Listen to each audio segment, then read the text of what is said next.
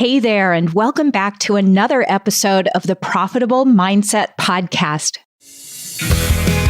Welcome to the Profitable Mindset, a show dedicated to teaching you the skills you need to build a profitable product-based business that makes you feel free and fully in control. Here is your host, Charlotte Smith. Hey there, welcome to episode number 25 of the Profitable Mindset Podcast, all about self-care. I'm going to share with you today what self-care is and what it's not. And just know that most people are mistaken in what they think self-care is. So that's why it's important to know what it is not. Then I'm also going to explain why we avoid doing it as humans, even though we know we need self-care. So I'll explain what is standing in the way of your self-care practice. Now, self-care is a big buzzword today. It's very popular. It seems like everybody's talking about it. I see people posting about it all the time, all the things that they're doing to try to practice self-care or the things they wish they were doing. But self-care is actually a very simple system that you do daily to take care of yourself, your mind and your body. And it's mostly free, as in it shouldn't cost you anything. So spa treatments or gym memberships or all of those big grandiose things you think you should be doing to take care of yourself, it's actually far simpler and cheaper than that. It's a process of taking care of yourself at the most very basic level. And most of us are sacrificing this today. We're not doing it. It's usually a quiet and just intentional process, sort of like brushing your teeth. It just happens automatically every day. So it's habits that you create and care for yourself. And the whole reason I decided to do this episode today is because I get to interact with hundreds of you every single day. Now, sometimes that's in person when I travel and speak, and of course, all the places I am online. And what's happening is when I'm interacting with you, I'm seeing and hearing how many of you could use a little more self-care practice in your life because of the way you're showing up. So I see all these indicators that if you had more self-care, you would feel better. For instance, here are some signs that you might recognize in your own life. Use them as feedback, if you recognize them, feedback that you could incorporate more self-care in your days, okay? So one of the signs, or some of the signs are, do you find yourself during the day complaining about other people or circumstances, or blaming problems on other people or circumstances? Or maybe you're defensive a lot of the time, or short-tempered, or you're snapping at people. Or you hear yourself telling people, I'm so busy, or I'm overwhelmed, or everyone is overwhelming me, or my farm business is overwhelming me, or my kids are overwhelming me. Maybe you find yourself not following through on your commitments to other people, but especially to yourself. It's another indicator you're not practicing self-care. Like maybe you're not doing the things you say you're going to do during the days. You're not exercising if that's what you wanted to commit to. Or maybe you're not following up on product that you delivered to a potential customer. You're not making those phone calls. You're not holding those meetings. You're not practicing your marketing. You're not filling orders. And then what else? The other thing you notice is your to-do list never goes away. It just gets longer and longer. And then pretty soon, you find yourself blaming your to-do list for overwhelming you. Okay, so all of these are indicators that you need more self-care. Okay, here's another one. Here's a big one. Is your house a mess? Is your car a mess? Are your vehicles a mess? Is your farm a mess? You guys, these things that so many of us choose to live with every single day are actually indicators that we need to practice more self-care. And the better you take care of yourself in certain areas, I'll explain what those areas are, then what will happen is you'll find yourself not complaining, not feeling overwhelmed, not feeling too busy, even though you still have the same farm and the same things going on in your life. You will feel so much better. You won't be defensive. You won't feel overwhelmed. You'll just have this wonderful sense of well-being, and your personal life, your surroundings, your relationships will all start to reflect that you are improving in the area of your self-care too. Okay, let me pause for a moment. I have a download for you. This is a free checklist for self-care. Be sure to go get it. It'll help you know that you're covering all the very basic, simple areas of self-care. That is at 3cowmarketing.com/self-care. So download that. Like I said, it's free. It's going to help you.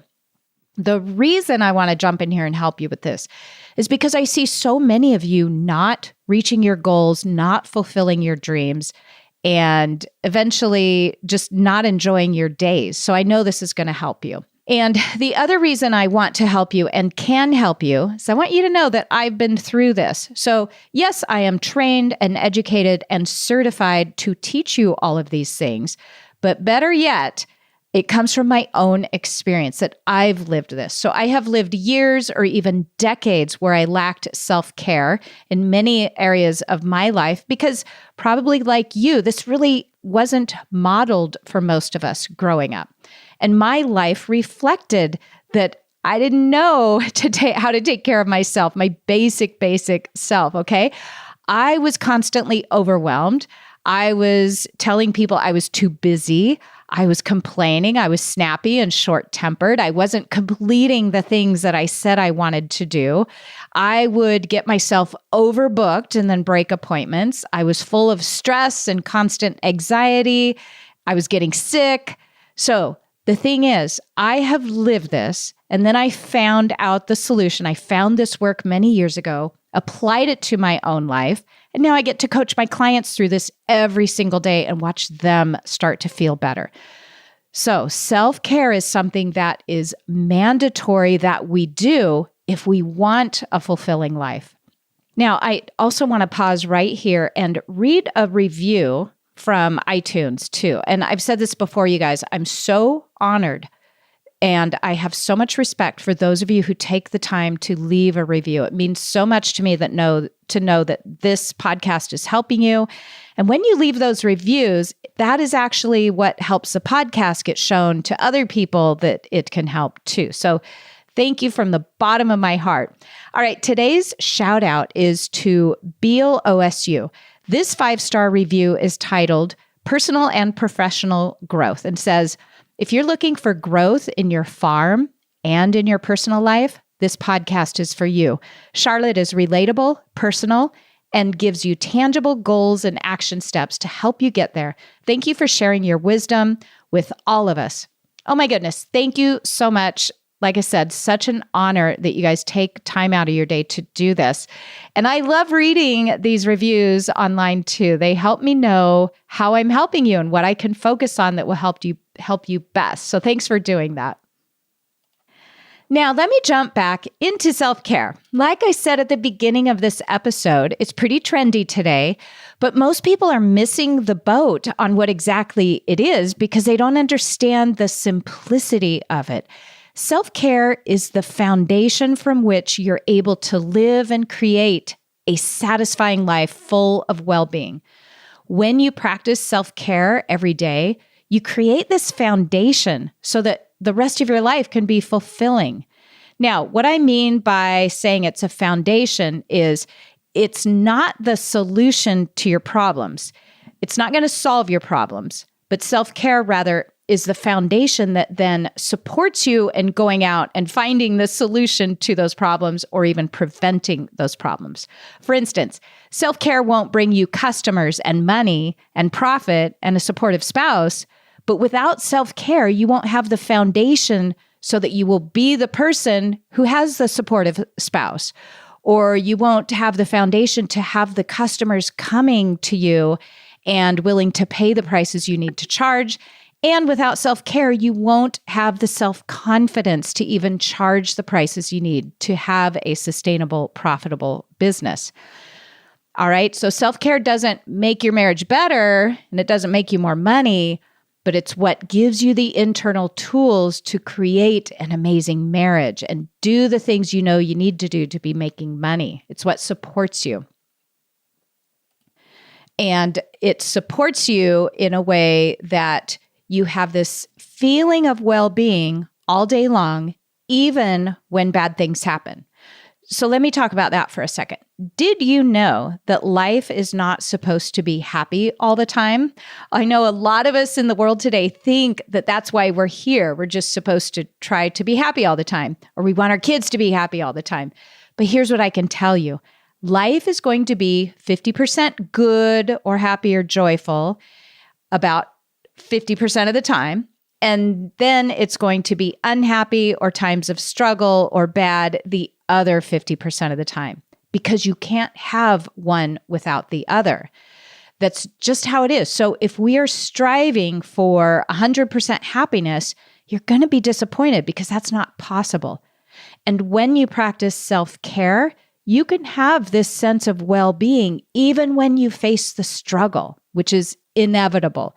So just know this, that no matter how much money you ever make in your life, or no matter where you live, if you finally live in the perfect spot, your life will always be about 50% good and 50% bad or struggling or challenging. So maybe you do end up making tons of money in your future, a lot more than you make today. And what happens is, sure, life will get easier in some areas, bills will be easier to pay, but the painful struggle parts of life never disappear completely. I can have all the money in the world and still wake up and have disease go through all our chickens, or my family, or bankruptcy, or a house fire, or a barn fire. So we're still going to have stressful things that happen, even if we have all the money in the world. But when we have a foundation of self-care in place, it helps us be able to deal with those bad things better. Okay, so that's how it helps us, is it gives us this strong foundation to go out and tackle whatever we're faced with in life. So when you care for yourself every single day consistently, when you experience that 50% struggle or pain, you know it's going to be okay. You'll be able to manage your mindset around it and come out on the other side of that struggle still intact mentally, emotionally, and physically. Self-care is about that consistent daily monitoring of your personal well-being, and then practicing some life-giving rituals that you create every single day. And what happens once you're able to do this? You're finally able to care not only for yourself, but everyone and everything else you've committed to in both the good times and the bad times. And you will finally start reaching more and more of your goals and your dreams. Now, let me introduce to you what self-care actually is. I just told you what it's not. It's not going out and spending lots of money on massages and facials and running marathons and fancy trips or vacations. It's the basic daily things that might then allow you to be able to go out and do these things. But it's very simple things that you do every day in 4 areas of your life. All right. So it comes down to taking care of your physical body in 3 ways. So the first part of the care for your physical body is your sleep. It's making sure that you're getting enough sleep and it's quality sleep. The second area is making sure you're eating properly. And the third area is that you are having some movement in your day every single day. So let's talk about your sleep first. Remember all those things I read off at the beginning of the episode, the complaining, the messy house, the blaming, the to-do list that never gets done. Start paying attention to these physical things like sleep. You will notice that improving. All right, the average person needs to sleep about 7 to 9 hours a night. And I've also read that once you're over 60, I'm not quite there yet, it becomes 6 to 8 hours, a little bit less. But I know that for years now, I sleep almost exactly 7 hours a night, most nights, and I sleep straight through the night now since I pay more attention to my self-care. It wasn't always that way. But interestingly enough, since I cut out flour and sugar and alcohol out of my diet completely, except for the rare special occasion or holiday, now I sleep straight through the night. And it's really interesting because my doctor told me about the time I turned 50, he said, oh yeah, it's very normal to experience trouble sleeping. You'll probably wake up at 2 a.m. and you'll lay there and stress out about things for a couple hours. Not once did he mention that if I change my diet, cut out processed food and especially alcohol, you sleep through the night. Isn't that crazy that they don't really address the nutritional part of that? We'll talk more about that later, but do what you need to do to get a good night's sleep, okay? Now, the other part of that is having a good bedtime routine. I'm not going to tell you specifically what to do. Everyone will develop their own bedtime routine. But the very basics of that are to make sure that you're not eating right before bed. Make sure you're done with dinner 2 or 3 hours before trying to go to sleep. And also make sure you've unplugged from any electronics at least a couple hours before you go to bed and start to wind down. So I only have one child left at home. She's 13. And I actually go in with her and help her start her bedtime routine because I know how important this is now. So she's developing that because I'm modeling that for her. So one of the benefits of this podcast episode is you're going to start teaching your kids self-care too, which many of us were not taught this, but you get to change that. You get to learn it for yourself and teach it to your kids too. And what we do is with my daughter, make sure that she's put away all her iPads and electronics and they aren't hiding under her bed and so that she gets good sleep for the night too. All right, now another part of your physical self-care is watching how you eat. Most of us need to eat better. Most people are really not eating optimally. And what I mean by eating better, again, I'm not going to give you a specific diet because you will find out what works for you. And every body is different. So what works for me won't work for you. What works for my husband won't work for anyone else either. There is no magic diet out there that will work for everyone. However, what I can tell you is there is no diet based on self-care where processed food is included in that diet. So at the very least, the first step you could do for self-care in this area is to cut out all the processed foods you're eating during the day. That includes sugar and flour. Now, maybe it's cereal in the morning or protein powders, or if you're doing some diet where it's got these shakes in there. All of those processed foods really mess with your hormones, which are the things in control of whether you burn fat or store fat. So processed food messes with that. So let's get rid of that. Let's cut that out. That includes energy drinks, juice, pop, coffee drinks, all that stuff. It's amazing how my life has changed since we cleaned our diet up in that way. Now, it does, when you cut out processed foods, including sugar, fat, flour, it does take a few weeks. I call that the river of misery. You might have headaches and cravings and all that. But if you're eating farm fresh food, especially with healthy fats, those cravings will go away after about 6 weeks. And I can tell you this, I do not have food cravings anymore. It is wonderful when you get rid of processed food. You start to realize how you really tweaked your hormones over the years. When you get those back in order, you just naturally crave the things that fulfill you. Like I said, it takes a few weeks, but you will get there too when you do that. So then if you cut out processed foods, what's that leave you with? Well, farm fresh meat. Go to a farm, fill your freezer, buy some chickens, pork, beef, seafood, eggs from pastured chickens. If you're going to eat dairy products, make sure they're raw dairy products from a reliable source. Pasteurized dairy is one of the most allergenic foods in America because because it's processed, it doesn't have the enzyme left in it that helps you digest the milk. So most people are lactose intolerant. Raw dairy has the enzyme in it that helps you digest it. So the best thing you could eat from raw dairy is homemade yogurt or kefir. Again, super simple to incorporate that into your diet. Then a little bit of fresh fruit, a little bit of vegetables, a little bit of grains. That's it, you guys. Very simple diet. When you cut out all the processed foods, you're left with just eating real food, and you will figure out what amount works for you to maintain your ideal weight. And the third area of taking care of your physical body is movement. You've got to get some movement every single day. And I mean very, very basic movement. Again, a lot of people feel like they're defeated before they even start because they haven't been to the gym in weeks. So they aren't even doing the very basics. But I'm telling you, a brisk walk for 15 minutes a day will meet your minimum requirement for self-care. So I get out for that. I walk about 45 minutes every day, almost any weather.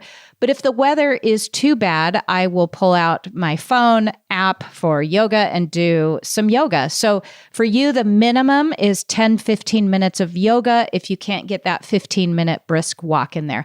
You guys, anyone can do this. Any of you can make time for that very basic self-care. And again, that's free. It doesn't mean you have to be training for a marathon or doing CrossFit.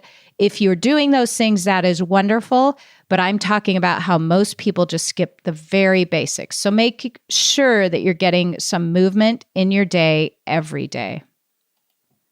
Lastly, I want to dive into the fourth area of self-care, and this is the area of caring for your mind, your spirit, your energy, your thoughts. For me, this is through thought management because I'm a trained mindset coach. And I coach a lot of people in this area. This is some area that I have seen the most improvement in my life. It's one of my biggest accomplishments I've had in my life is to learn how to manage my thoughts, which then manages my feelings, which then makes sure I create the exact results I want in life.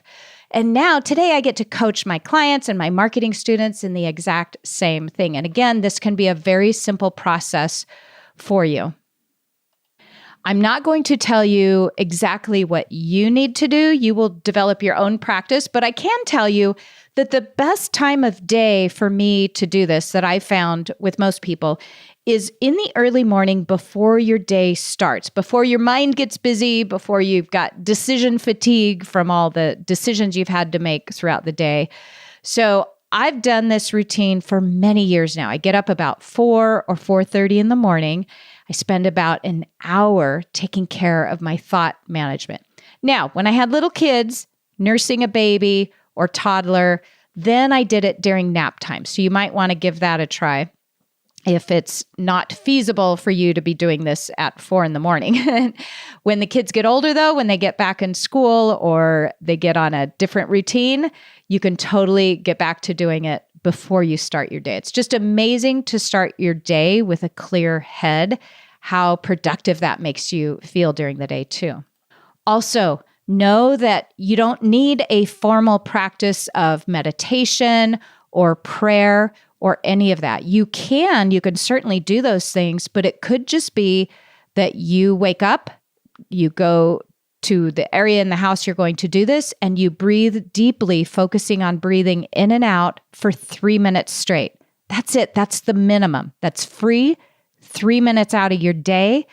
There's no reason not to do this, and the benefits are endless. So what I do is I have my breathing practice. It might be about 10 minutes for me. And then I have a notebook I pull out and I start to manage my thoughts. Here's how I do that, though. Our thoughts cause our feelings, and our feelings are often what we notice first. So I'll get up in the morning and I'll write about what am I feeling that day? Is it anxiety? Is it stress? Is it resentment? Is it joy? Is it excitement? And I'll write down the feeling, and then I'll ask myself, why am I feeling that way? Like, why am I feeling stressed? The answer to that question, why are you feeling that way, is the thought you're thinking. It is the thought that's making you feel that way. Maybe it's stressed. So again, every feeling or emotion that we experience is created by a thought that we're thinking in our head. It's not from other people. Other people can't make us feel any certain way. It is that you have a thought about that person or you have a thought about that circumstance, and that creates the feeling inside of you. When you learn to be aware of what you're thinking, then you're in charge of creating the results you want in life. It's amazing. Love doing this. This is life-changing work, you guys. So make a note of the feelings you have and the thoughts creating those feelings and figure out, take a look at it. Is that going to create the results you want in life? And if you need more help with this, you can bring this to our group coaching calls in Farm Marketing from the Heart, or you can book a one-on-one private session with me. And I will help you really learn how to identify what thoughts you've got going on. Are they creating the feelings you want in life that will get you the results you want in life? So it's really wonderful when you learn this practice, and it is just the foundation of your self-care. So those are the 4 areas of self-care. Let me go over them again. Your physical body, in that you are caring for your sleep, how you eat, and you're getting some movement. And then your mental or spiritual part, where you are learning to be really aware of what thoughts you're thinking and what feelings you're creating with those thoughts. When you learn to incorporate some attention to each of these 4 areas for a little bit of time every single day, it is amazing how you will start showing up in your day feeling better and better. But also, you'll treat other people better, whether that's your employees or your spouse or your kids or people you run into out in the community. You'll notice you don't have road rage anymore when you start caring for yourself. So your daily life becomes better and better because you've taken care of these 4 basic needs of self-care. Now, the last thing I want to explain is why most of us are not practicing self-care, even though we know we need to. We hear how important it is. That is because we're at a time in our world today where people are living with more constant stress and anxiety than ever before. And I did a couple podcast episodes on stress and anxiety. So if you need additional help in that area, be sure to listen to episode number 17 and number 18, all about stress and anxiety and how to stop worrying. I'll link up to them in the show notes too for this episode. But in our world today, we have so much technology available to us at all times, interrupting us, running our lives, telling us, almost putting thoughts in our heads, stressful thoughts in our heads. And along with that, we have a lack of focus and a lack of training on mental health or basic care, just like I'm teaching you here. There's not a lot of training on this. So people tend to live with more stress and anxiety until they hit bottom and get really sick, or their relationships pay a price, and then maybe they end up in therapy to try to salvage what they can. But it doesn't have to be that way. So what happens is we have 2 parts of our brain, the decision-making part that decides what we're going to do every day, and then the survival part of our brain, which is just there to keep us alive. When we are under stress, the survival part of our brain tells us to forego or sacrifice our self-care. All right. It tells us don't practice self-care because you're under stress, because that part of our brain thinks that the stress will be temporary because it used to be in the past.